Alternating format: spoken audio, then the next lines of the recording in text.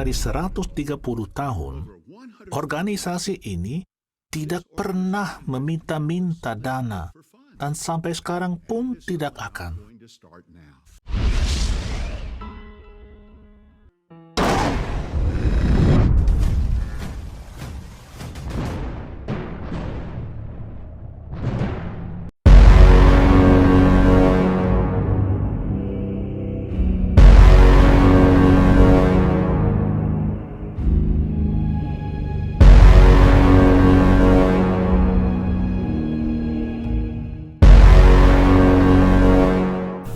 Majalah Menara Pengawal edisi tahun 2013 memuat artikel propaganda yang menarik berjudul "Apa agama dapat dipercaya soal uang?"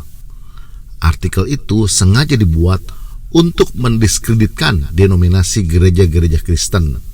Artikel itu mengatakan, Stella rajin ke gereja bersama anak-anaknya. Saya memberitahu pendeta bahwa saya ingin belajar Alkitab, katanya. Tetapi sang pendeta tidak pernah menanggapi. Akhirnya, Stella berhenti datang ke gereja. Ia mengatakan, majelis gereja mengirim surat yang intinya mengatakan bahwa kalau saya tidak bisa datang, kirimkan saja uangnya. Saya pikir mereka tidak peduli saya datang atau tidak. Mereka cuma ingin uang saya.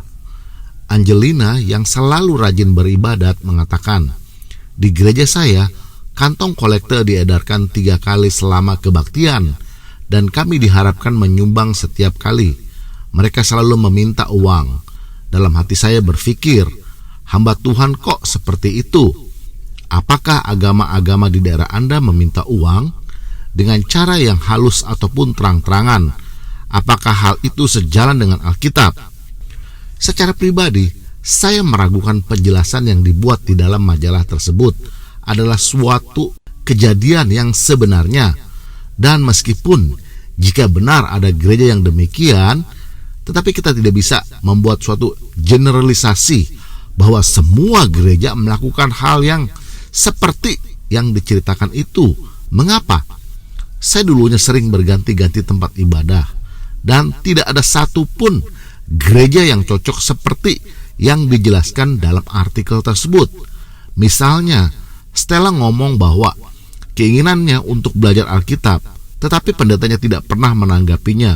Menurut saya sih ini sangat aneh.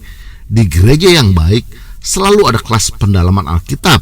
Bahkan di gereja yang saya kunjungi saat ini ada begitu banyak kelas-kelas Alkitab setara dengan mata kuliah yang ditawarkan kepada seluruh jemaatnya.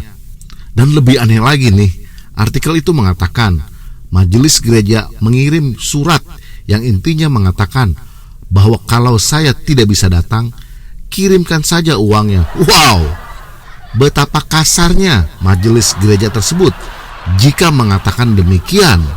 Apakah benar tuduhan daripada majalah tersebut tentang gereja yang begitu buruk dan terlihat sangat materialistik? Ya, kita bisa asumsikan saja, mungkin ada. Dan jika memang ada gereja yang demikian, saya sarankan segera tinggalkan gereja itu, karena jelas gereja itu bukanlah sebuah gereja. Dan sekali lagi ya, kita tidak bisa mengeneralisasikan semua majelis gereja berbuat demikian. Tetapi pada intinya, kesan yang ingin ditampilkan tentang gereja di dalam majalah tersebut adalah gereja hanya peduli tentang duit, tidak peduli dengan jemaatnya. Oke, kita telah mendengar pendapat dan tuduhan organisasi saksi-saksi Yehova terhadap gereja yang katanya hanya peduli tentang uang dan uang. Kini waktunya saya mengevaluasi organisasi lembaga Menara Pengawal dalam hal masalah keuangannya. Apakah lebih baik dari gereja atau bahkan lebih buruk dan rakus dan manipulatif dalam hal keuangannya? Sebelum membahasnya, mari kita dengar keterangan dari salah seorang badan pimpinan yang katanya mengaku tidak pernah meminta-minta uang.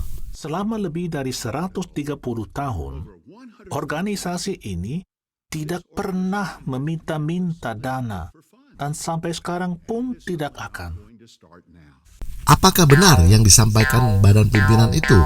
Untuk membuktikannya, mari kita dengar permintaan dari Mr. Gary Brooks, seorang asisten panitia dinas di awal videonya. Ingat, ini dilakukan di awal video pertemuan regional tahun 2021 yang baru saja diadakan. Acara pertemuan ini diterjemahkan ke dalam lebih dari 450 bahasa. Pekerjaan itu didukung oleh kantor cabang di seluruh dunia. Kita semua punya kesempatan untuk menunjukkan bahwa kita menghargai persediaan rohani yang tersedia dalam bahasa kita. Salah satu caranya adalah dengan menyumbang sesuai dengan keadaan kita. Saudara bisa menyumbang secara online di donate.jw.org.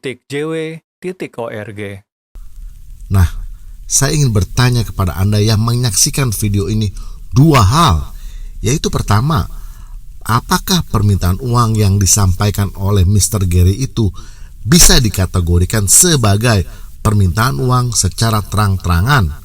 Kedua, apakah sesuai permintaan uang itu dengan apa yang dinyatakan oleh anggota badan pimpinan Stephen Lett yang mengaku tidak pernah meminta-minta uang?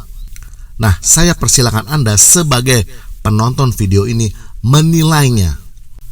Nah, sekarang mari kita dengar khotbah yang sangat menarik dari Gaius Clakentin dalam pertemuan regional 2021 ini berjudul Menyisihkan Uang untuk Mendukung Organisasi Yehuwa. Tidak ada organisasi lain yang seperti organisasi Yehuwa. Semua yang disediakan organisasi Yehuwa gratis. Wow, tunggu dulu. Mari kita ulang lagi untuk mempertegas apa yang dikatakannya itu. Tidak ada organisasi lain yang seperti organisasi Yehuwa. Semua yang disediakan organisasi Yehuwa gratis. Nah, apa benar organisasi ini menyediakannya secara gratis seperti yang diklaim oleh Mr. Gaius? Ada dua hal yang saya ingin komentari dari pernyataan Gaius tersebut. Pertama, tidak ada organisasi yang seperti organisasi Yehuwa. Dan kedua, semua yang disediakan organisasi Yehuwa gratis. Nah, pernyataan pertama, yaitu tidak ada organisasi yang seperti organisasi Yehuwa adalah benar. Saya harus menyetujuinya, dan Anda pun pasti akan menyetujuinya setelah Anda menyaksikan secara utuh dan lengkap video ini beserta video-video terkaitnya. Sedangkan pernyataan keduanya, yaitu semua yang disediakan organisasi ini gratis, tidaklah benar. Bahkan sebenarnya pernyataan Gaius itu sedang melecehkan intelektualitas semua saksi-saksi Yehuwa yang sedang mengikuti pertemuan regional itu. Dengan pernyataannya itu, Gaius secara tidak sengaja telah menghina seluruh saksi-saksi Yehuwa seolah-olah mereka tidak memiliki daya nalar dan kemampuan berpikirnya. Mengapa saya mengatakan demikian? Karena di dunia ini tidak ada yang namanya gratis, atau kalaupun ada yang gratis sangat jarang sekali. Kita ke toilet aja bayar kok. Semua fasilitas yang dimiliki dan disediakan oleh organisasi ini sebenarnya dibiayai oleh seluruh saksi-saksi Yehuwa. Jadi saksi-saksi Yehuwa tidak menikmatinya secara gratis. Mereka telah memberikan sumbangan untuk memperoleh semua fasilitas itu. Misalnya saja ya, di dalam acara pertemuan regional ini, saksi-saksi Yehuwa menyumbang loh. Kita dengar permintaan dana dari Gary Brooks yang pernah kita dengar berikut ini. Acara pertemuan ini diterjemahkan ke dalam lebih dari 450 bahasa. Pekerjaan itu didukung oleh kantor cabang di seluruh dunia. Kita semua punya kesempatan untuk menunjukkan bahwa kita menghargai persediaan rohani yang tersedia dalam bahasa kita. Salah satu caranya adalah dengan menyumbang sesuai dengan keadaan kita. Jadi jika ada saksi-saksi Yehuwa yang percaya dengan apa yang dikatakan oleh Gaius itu, saya bisa katakan saksi Yehuwa itu sungguh lugu, naif, dan tidak mampu berpikir atau bernalar dengan baik. Semua yang disediakan organisasi Yehuwa gratis. Tapi Yehuwa mengundang kita untuk memberi kepadanya atau menyumbang sesuai dengan yang sudah kita putuskan. Nah, kenapa kita butuh iman untuk memberi? Bisa jadi kita menahan diri karena, pertama, kita khawatir nanti kita tidak punya cukup uang untuk kebutuhan kita. Punya pikiran seperti itu wajar. Keadaan bisa cepat berubah. Kita tidak tahu besok seperti apa dan bagaimana kebutuhan kita nanti. Atau mungkin alasan kedua, kita merasa sumbangan kita sangat sedikit dan tidak berarti. Kita mungkin tidak punya banyak uang karena tinggal di negara yang miskin, atau kita kesulitan memenuhi kebutuhan kita karena alasan lain. Ya, pandangan kita tentang menyumbang dipengaruhi oleh perasaan kita terhadap Yehuwa.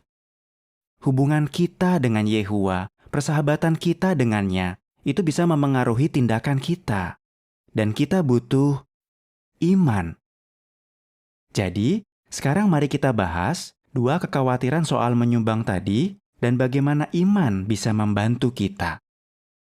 Yang pertama, khawatir soal kebutuhan kita di masa depan. Mari kita buka 1 Korintus pasal 16. Di sini, Paulus menulis prinsip yang perlu kita pertimbangkan saat kita mau menyumbang. Mari baca 1 Korintus 16 ayat 2. Pada hari pertama setiap minggu, kalian masing-masing perlu menyisihkan uang sesuai dengan kemampuan kalian, supaya uang itu tidak perlu lagi dikumpulkan sewaktu saya datang. Paulus menandaskan pentingnya membuat rencana sebelum menyumbang. Oke, sekarang kita bahas tentang pemanfaatan kitab 1 Korintus pasal 16 ayat 2 yang digunakan oleh Mr. Gaius untuk memperoleh sumbangan. Kita lihat konteksnya ayat-ayat tersebut. Sekarang soal sumbangan yang dikumpulkan bagi orang-orang suci. Silakan ikuti petunjuk saya untuk sidang-sidang jemaat di Galatia. Nah, apa artinya maksud Paulus di ayat 1 itu? Saya rasa ayat itu sudah secara eksplisit mengatakan, yaitu sumbangan itu ditujukan kepada orang-orang Kristen mula-mula yang mengalami kekurangan pada waktu itu.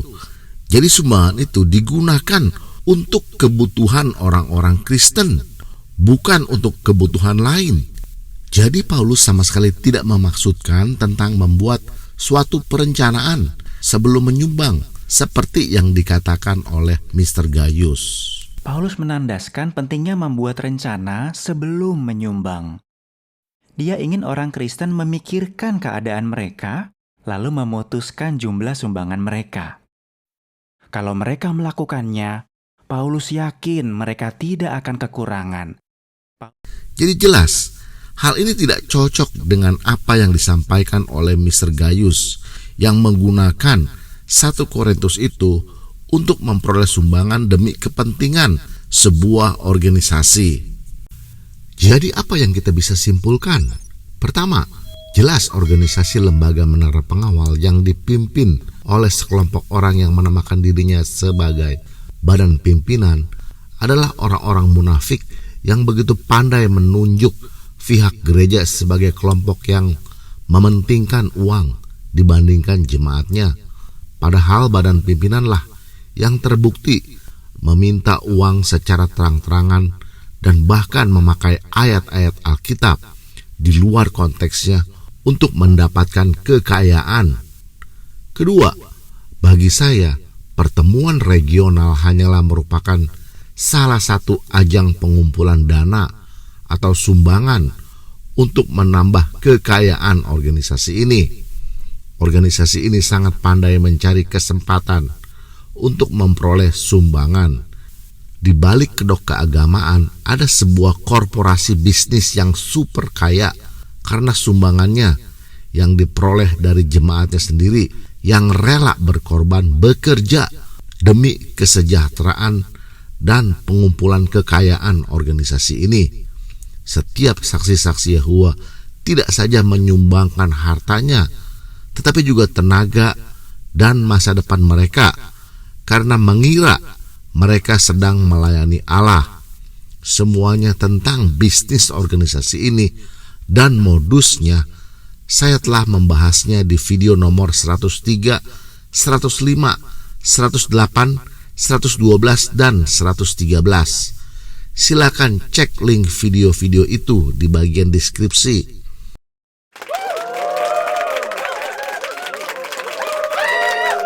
Tidak ada organisasi lain yang seperti organisasi Yehuwa.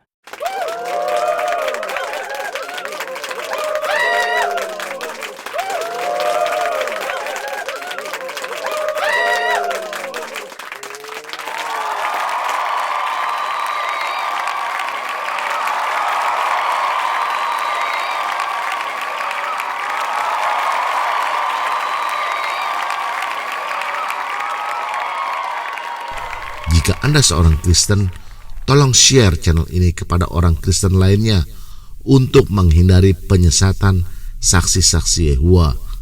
Seorang Kristen dengan mudah disesatkan oleh organisasi ini karena mereka tidak memahami apa itu organisasi lembaga menara pengawal yang sebenarnya.